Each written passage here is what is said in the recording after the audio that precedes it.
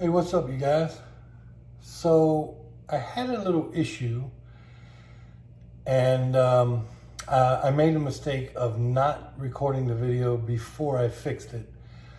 But I want to show you what happened and how I fixed it. I'm not going to be able to show you the actual result of the problem because I've already fixed it, but I'll explain it. To make a long story short, I just had new countertops put in. And before these countertops, we had, the house when we bought it, had corian, about a 1/2 inch. And it's not really thick stuff, had a little bull nose added to the front. And around the back end, it was just rounded. And so, I mean, it's heavy, but it's not real heavy. What we replaced it with was 1-inch quartz. And when they replaced the quartz, I didn't know this before they replaced it until this problem arose. But this, I don't know what you want to call it, like a veneered panel. I mean, this is the counter. This is the actual cabinet here. And then this panel, it was added on the outside. Well, let me see if you can see it. I'll move this a little closer and then bring this up. So I'm not sure if you can see, but there is a shim right here, which is right above this portion of the panel. And here, right here. So what has happened, what did happen, was that a few days ago, and sorry, this is kind of scuffed up because I kind of banged on it and I'm gonna have to paint. But we noticed that this bottom edge here had popped out about 3/4 of an inch, and this whole thing here had popped out. And then this bottom piece had popped out, and this was actually, kind of, I don't know, like a V shape. This whole corner had popped out. So it also happened over here. Now you can see on the bottom, you can see a little bit of opening there. I'm just gonna run some caulk in there before I paint, because I gotta redo some painting. And you can see the trim all the way down on the end has a gap at the bottom, and that's where it pushed out. So this whole section here had popped out about 3/4 of an inch here. And then as it went down here, the gap got smaller and smaller. And so my plan to fix it, what the problem was, is that this veneer finish, or this cover over the cabinet, was actually about 1/8 of an inch higher than the cabinet itself. It wasn't cut flush with the cabinet.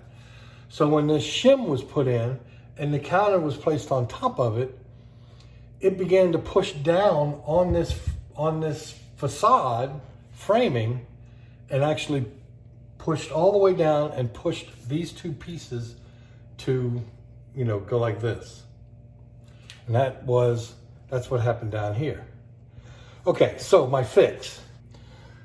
So I put a shim here, and I put a shim here, and I pushed that shim in enough to lift the cabinet to take weight off of this shim. I left the shim there, but I just took enough weight off so that I can work these areas and bring the problem to a fix. So here was the fix, and you can see I've already covered them up. I still need to fix them, clean them up a little bit. But what I did is I drilled, since this was so much weight on it and was pushing out so far, I drilled 2 holes here, 3 holes across the bottom, 1 here, and then 1 over here because this was out too. And then I did 3 holes here, 1 here, 1 here, and then 1 way over here. Then I used this piece of molding here is about 3/4 inch thick. This is about 3/4 inch thick. So I used a 2-inch screw. Then when I drilled these holes, then I countersunk. I used a countersinking bit to take away some of the material on top. Then I put in each screw. Now, what you don't want to do is just go and try to power screw one screw in and try to get everything in one shot.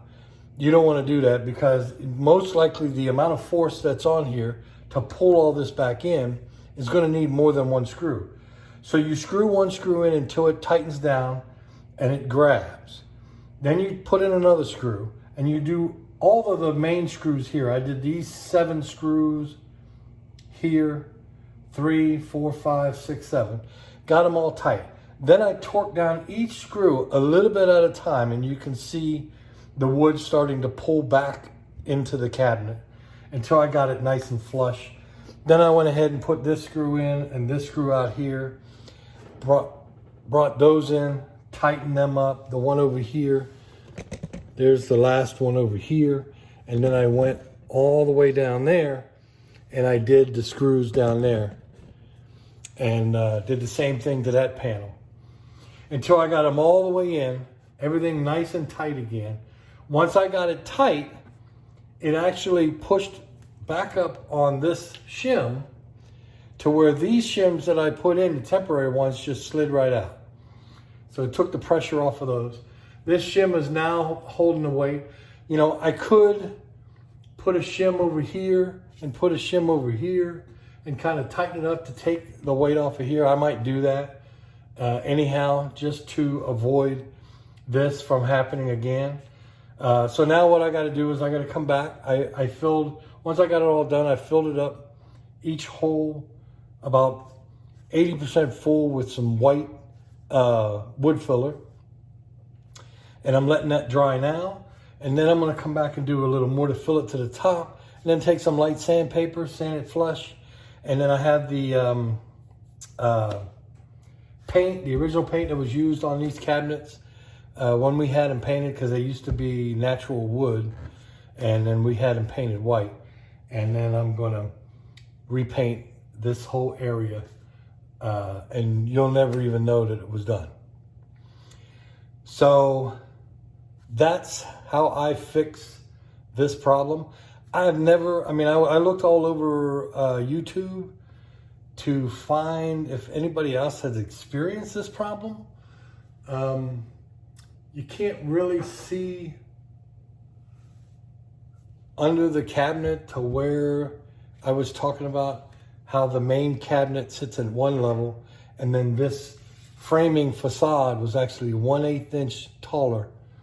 So the cabinets themselves are sitting on this framing instead of the actual, I mean, the countertop is sitting on this framing instead of the actual cabinet themselves.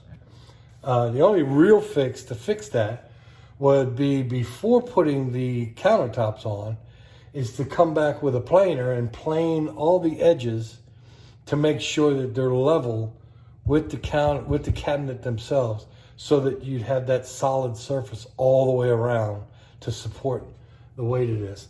I mean, this quartz is pretty heavy stuff. It's called Bentley, and it's about 1 inch thick, maybe a little more than 1 inch, maybe I'd say about 1 inch, but it's really heavy stuff. So that's my fix for a warped cabinet frame, I guess you want to call it, because of extreme weight from a countertop. And if you have any comments, any suggestions, just comment below, subscribe, and I'll talk to y'all later.